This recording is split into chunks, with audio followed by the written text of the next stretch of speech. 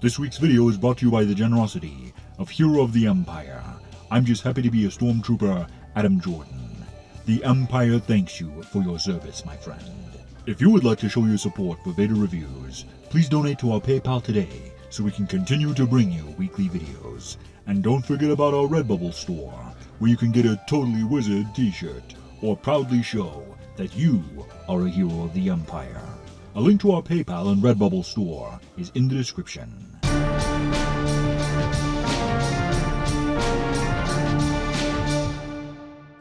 Mandos and Monsters and Muppets, oh my! Season 3 of The Mandalorian has finally arrived, and our long-awaited viewing has come at last. Our story begins at a Mandalorian bar mitzvah, where a boy is about to become a Mando. This is the way. This is the way. This is the way. The ceremony is nearly complete, after the young lad gets his very own Fisher-Price Boba Fett helmet. But before everyone can say L'chaim, Leatherhead crashes the party, and nothing puts the kibosh on a family event quite like a giant raging space alligator. I guarantee. The galaxy is a dangerous place, that's just the way it is. And as the children DeLoreans scatter, the grown-ups show them what it means to be a Mando. Be a Mando, Mando!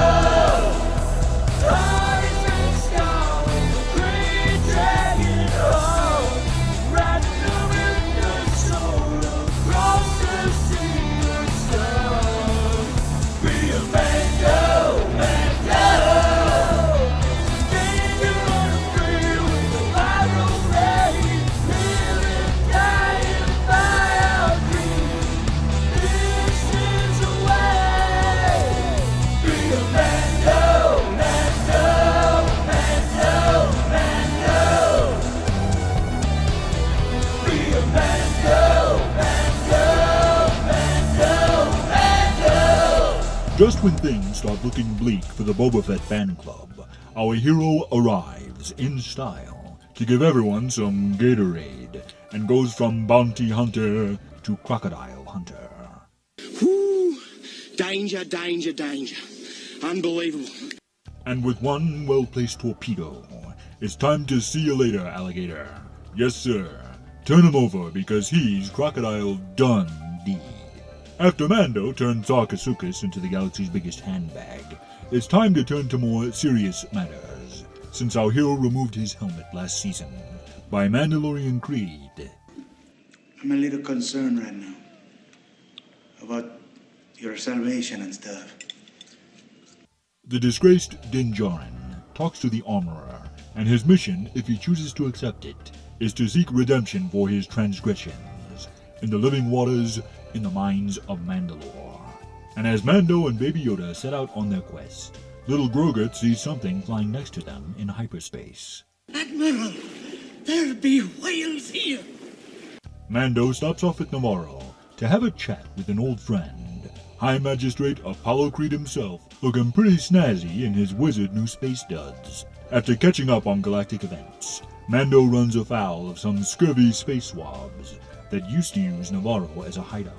Turns out, when Navarro was a wretched hive of scum and villainy, it was also a safe port for murdering pirates. Pirates! Aye, avast! Apparently Voldemort moonlights as an intergalactic scallywag, and while they'd be crazy to follow them, he and his space pirate shipmates chase Mando into an asteroid field, because asteroids do not concern them, they want that ship, not excuses.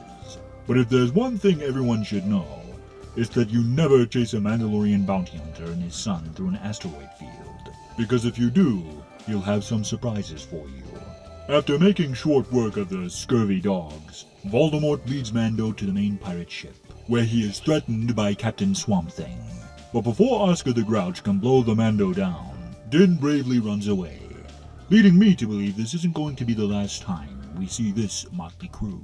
After this fun little space battle, we cut to Bo-Katan, Mando spreading in her castle, as Din Djarin asks where he can find the mines of Mandalore so he can be forgiven for removing his helmet. Little Miss Thing cops an attitude with Mando, saying his sect fractured the Mandalorian people. But considering she was part of a terrorist group known as Death Watch, who fought to overthrow her pacifist If I was Din Djarin, I'd simply tell her... It doesn't matter what you think! Now, I've seen a lot of chatter on the old interwebs about how terrible this episode was, how Jon Favreau has ruined Star Wars, but honestly, I enjoyed this quite a bit. It brought us back to the world of The Mandalorian, with some fun action sequences, expanded the Mandalore, if you will, and set up the quest for this season as being a redemption arc for Din Djarin. And for my money, Star Wars is always at its best when it's about redemption. Those important themes that made the original Star Wars so poignant and powerful have been sadly lacking of late. So I'm looking forward to seeing where this season goes. Though I still say those 2 Mando episodes that interrupted the Book of Boba Fett should have just been the first 2 episodes of this season. But I still think we got off on a pretty good foot here. But those are my thoughts on it. What did you think? Comment below and let me know. And don't forget to buy one of our Wizard t-shirts from our Redbubble store. This has been Vader Reviews. Be sure to like, comment, subscribe, and hit that bell for notifications. And follow me on Twitter, @Vader Reviews. Join the Empire today. You do not yet realize your importance.